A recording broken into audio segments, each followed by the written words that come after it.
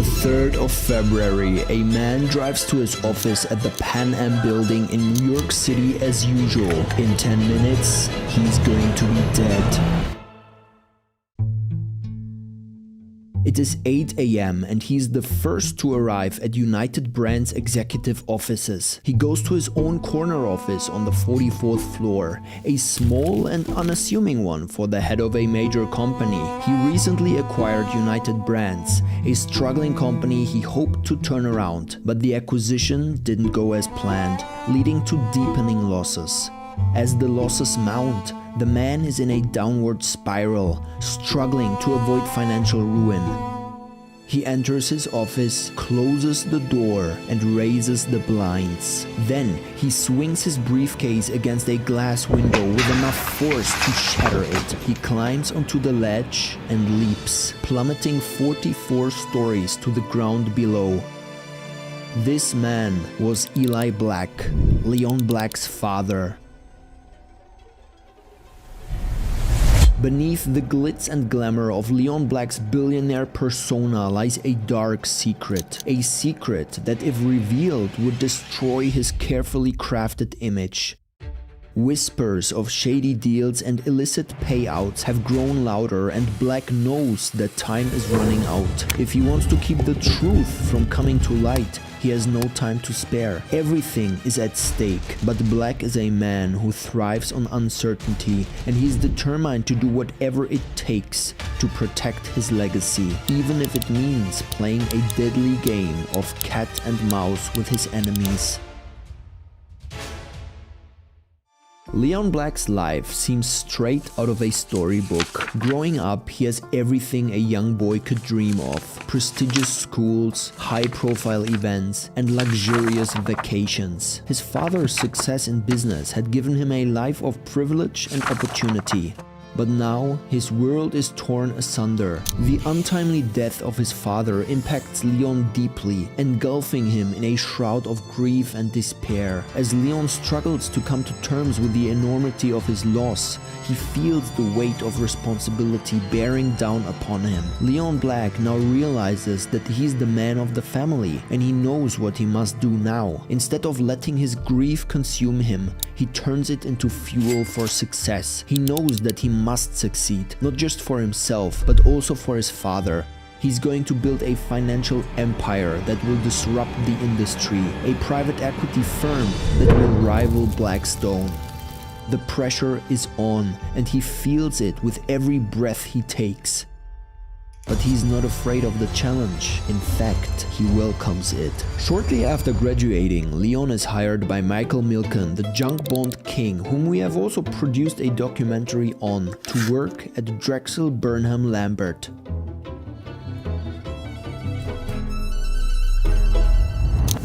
Who was this Pied Piper of corporate paper, this king of junk bonds? Icon of the day is Michael Milken, named one of the 75 most influential people of the 21st century. What's a junk bond? A junk bond is simply a low-rated, high-yield, high-percentage rate bond where you are funding a company in exchange for you're putting up, say, $100, and the company agrees to pay you back, say, a 13% or 14% interest rate, as opposed to, say, the 8% that you might get on a bank CD. But you don't have any insurance on it. You don't have the same type of good credit quality that a Coca-Cola might give you or an IBM might give you. Michael Milken is a master of this world. He knows the ins and outs of the junk bond market like the back of his hand, and he has a talent for identifying undervalued companies with the potential for explosive growth. Leon starts as an associate in the mergers and acquisitions department, but his razor-sharp mind and unrelenting ambition propels him to the top of the firm. As the managing director, he works closely with Milken and is regarded as his right-hand man. Leon can't help but be captivated by Michael Milken. He is fascinated by Milken's success, and he sees the potential for enormous profits in the junk bond market. But as he gets caught up in Milken's orbit, absorbing his teachings like a sponge, Leon starts to see the lines between legal and illegal becoming blurred, and Leon Black soon realizes that great success comes at a cost. However, great success does not have to come at a monetary cost, because recently tech careers have been looking more and more attractive. That's why I was so happy to come across Course Careers and give you guys a little freebie. If you want to start a high-paying career in the tech industry but don't have previous experience or a degree, then Course Careers is here to help. They're replacing college as the modern way people are starting careers, and it's quite simple. All you do is go through an affordable online course where you learn everything required to actually do the job. Then they help you land a position by partnering with a wide range of tech companies who are hiring from them. Check out some of their stories of people like Kyle, who went from being a 37-year-old assembly line worker in Indiana pressing buttons with no degree to making over $150K in a medical technology sales career. Or Della, who served duty in the military and didn't know what to do afterward, to making over $100K as a cybersecurity tech sales rep working fully remote. Go to CourseCareers.com, link is in the description, to sign up for their free introduction course where you'll learn exactly how you can start a high-paying technology career without a degree or previous experience. The year is 1986, and Michael Milken and his team at Drexel Burnham Lambert are about to pull off one of the biggest deals in Wall Street history. The target, Beatrice Foods. 50% fewer Tropicana orange juice tastes fresher, even closer to the orange. They couldn't. They did. New, fresher Tropicana tastes closer to the orange. We have Beatrice. There's a time for peanuts. Hi, I'm Rusty Jones.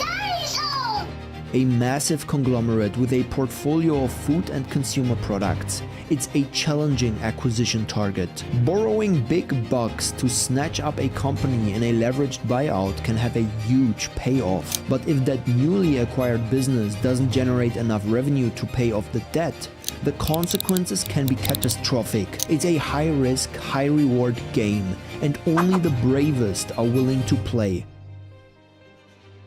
At the forefront of this high-stakes deal is none other than Leon Black himself. Black pores over numbers, his mind working at lightning speed as he searches for ways to maximize returns for Drexel's clients. Their fate rests in his hands as he hunts for the best investment opportunities and negotiates favorable terms. The clock is ticking and the pressure is mounting. As the days pass and the deal begins to take shape, tension rises to a fever pitch. However, Black remains calm and collected while working around the clock to ensure that everything goes according to plan. Finally, after weeks of intense negotiations and sleepless nights, the deal is done. Beatrice Foods is now in the hands of its new owners, and Drexel Burnham Lambert has cemented its reputation as a major player in the world of high-stakes finance. But for Black, the success of the Beatrice Foods deal is just the beginning. He has firmly established his reputation as a deal maker and now sets his sights on even bigger and bolder ventures, eager to prove that he is truly one of the greatest financial minds of his generation. But little does Black know, his hard-fought victory is about to collapse like a house of cards. Michael Milken is not one to play by the rules. For him, the end always justifies the means. But the pillars of Milken's mighty empire are already crumbling beneath the weight of their own corruption, and Leon Black will soon find himself in the eyes of a raging storm. On the 12th of May, Dennis Levin, a managing director in Drexel's M&A department, is charged with insider trading. Like the day in 1985, Levine traded on inside information in Nabisco stock. Making 2 phone calls, I made close to $3 million. And that's what drove it. That was the insanity of it all. It wasn't that hard. You get bolder and bolder and bolder, and it gets easier, and you make more money, and it feeds upon itself. And looking back, I realized that I was sick, that it became an addiction. That I lived for the high of making those trades, of doing the next deal, making the bigger deal. Levin pleads guilty to 4 felony charges and provides information to the authorities implicating partner Ivan Boesky in similar illegal activities. In other news today, the biggest name in Wall Street's insider trading scandal, Ivan Boesky, has finally appeared in court. He made hundreds of millions of dollars by buying and selling in companies just as they were about to be taken over. But Boesky used inside information, as you know. First, he paid a fine, and now he faces time in prison. It was a grim-faced Ivan Boesky who entered the federal courthouse in Lower Manhattan today. Under an agreement with prosecutors, he pled guilty to a criminal charge of filing false information with the Securities and Exchange Commission. When approached with a plea deal, Boesky offers the kingpin to the SEC, Michael Milken. Boesky, facing several lifetimes in prison, makes a deal with prosecutors. That includes accusing Milken of wrongdoing. Armed with the information provided by Boesky, the SEC launched their investigation into Milken. As the investigation heats up, Leon Black finds himself in a nerve-wracking situation. Leon's promising career teeters on the edge of destruction, with the media hounding him relentlessly. His every move is scrutinized as he fights to salvage his reputation, fortune, and freedom. With the threat of prison looming, the stakes have never been higher. In March of 1989, a grand jury indicts Milken on 98 felony counts. Among the charges, conspiracy under the racketeering laws, fraud in the sale of securities, and insider trading, using privileged information to make a profit at the expense of other investors. But finally, 3 years after the start of the investigation, his lawyer said he would plea bargain. Can also agree to pay $600 million in fines and restitution. But how much time he would spend in jail was a matter for the judge. She shocked Milken and rocked Wall Street by imposing a jail sentence of 10 years. Leon Black watches in horror as his mentor and friend, Michael Milken, is cuffed and escorted to prison.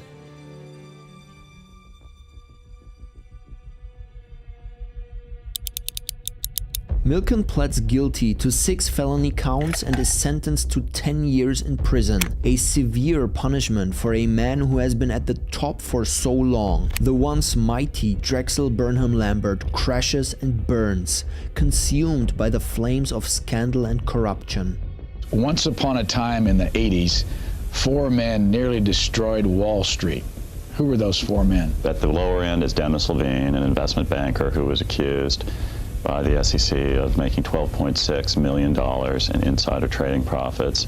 Next up the rung, Martin Siegel. Then there was his co-conspirator, Ivan Boesky. And finally, there was Michael Milken, the junk bond king. The question of whether or not Leon Black is innocent in the Milken scandal remains complex and unresolved. While he's not been implicated in any illegal activities related to the scandal, he did work closely under Milken's wing. Many wonder if he is a shrewd and calculating businessman who knows how to toe the line without crossing it. Some speculate that Black's focus on the business side of things may have kept him from getting involved in the more illicit activities of Milken and his associates. The question remains, did Black play a role in Milken's illegal empire, or was he smart enough to not get caught up in the schemes?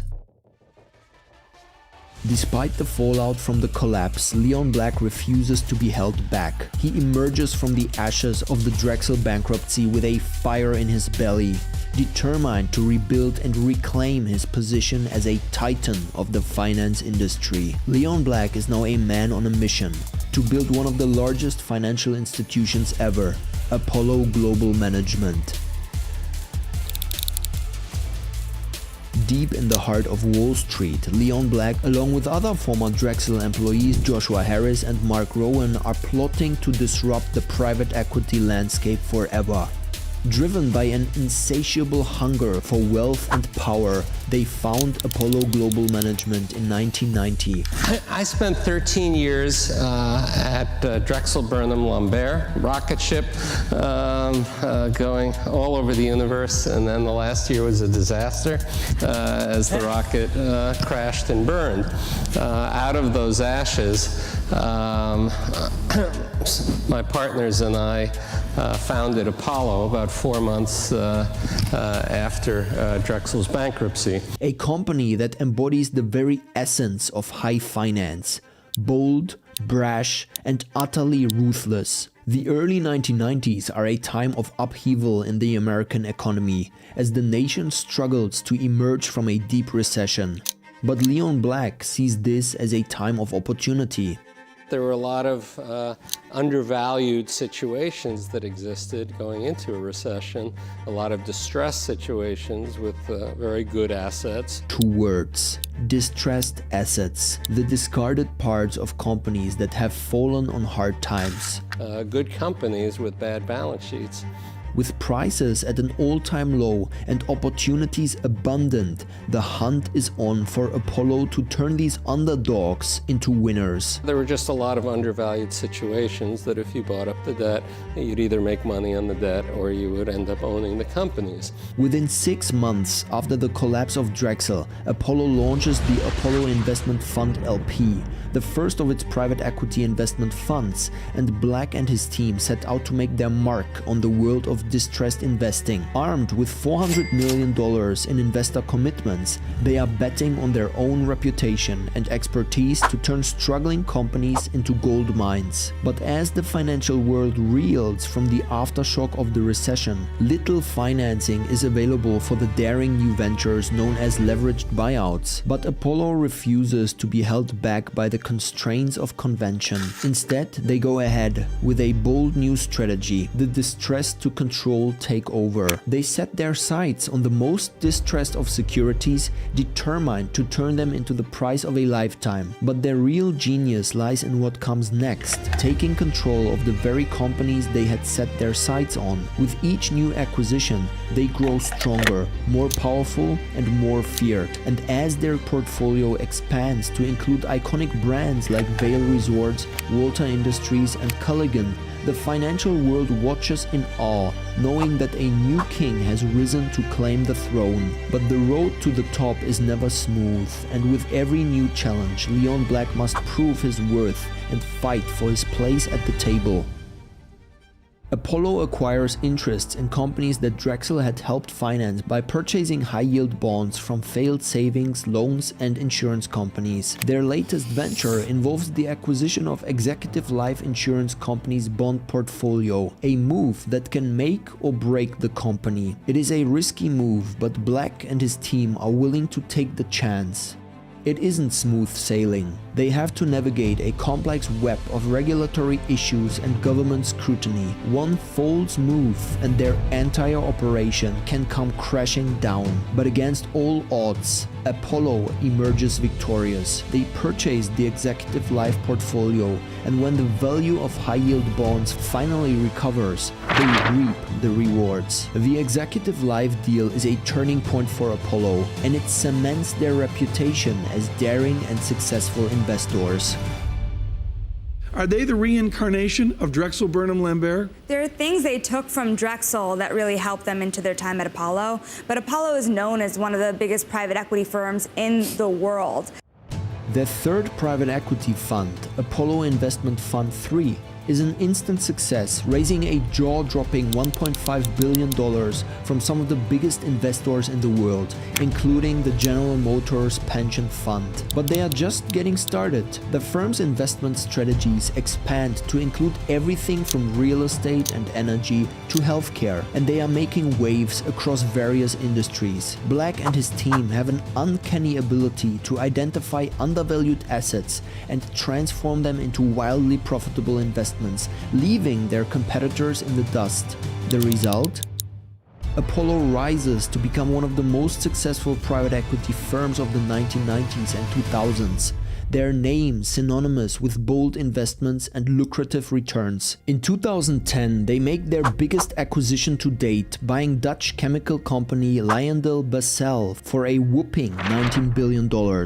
This set the stage for their global expansion. In 2013, they acquire McGraw-Hill Education, a major player in the education industry, In 2016, they acquire ADT, a top-tier provider of security and automation solutions for homes and businesses, and as Apollo makes its move into the lucrative home security market, Leon Black stands at the helm, filled with an intoxicating sense of power and invincibility. His unparalleled leadership and shrewd investment tactics have transformed Apollo Global Management from a mere blip on the radar into a juggernaut. It seems to Black that he is invincible, but a shadowy secret threatens to bring him crashing down. The world is about to witness a catastrophic fall from grace unlike anything they've ever seen before.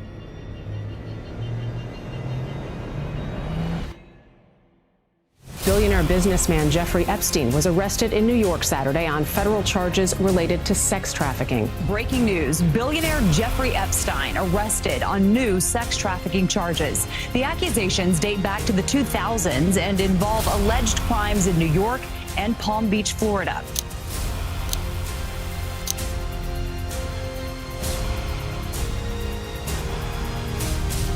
In 2021 comes the bombshell revelation that rocks the financial world to its core. Leon Black paid something like $158 million to Epstein over the course of 2012 to 2017. Leon Black wired Epstein about $50 million in 2008 after Epstein was convicted of soliciting prostitution from teenage girls. The news sends shockwaves through the world. The public outrage is palpable and the media frenzy relentless as new details of Leon Black's association with Epstein, the very same people who once lauded Black as a titan of finance, now vilify him as an enabler of one of the most notorious sex offenders in modern history. The fallout from his association with Epstein has plunged him into a never-ending nightmare of shame, regret and desperation. His once pristine reputation has been shattered beyond repair, leaving him with nothing but the wreckage of his former life. Leon Black fights an uphill battle to clear his name and redeem his reputation as he faces the uncomfortable truths about his past and the questionable decisions that led him down this perilous path. That Leon Black will step down as its CEO, this coming after an investigation into Black's dealings with Jeffrey Epstein. As the dust settles on this explosive scandal, we are left with a sobering moral. The darker the secrets, the greater the price to pay. Sometimes the darkness lurking in the shadows of one's past can have catastrophic consequences, even for those at the pinnacle of power and success. This story serves as a stark reminder that even those with wealth, power, and status can be brought down by their past. So build your past carefully, brethren.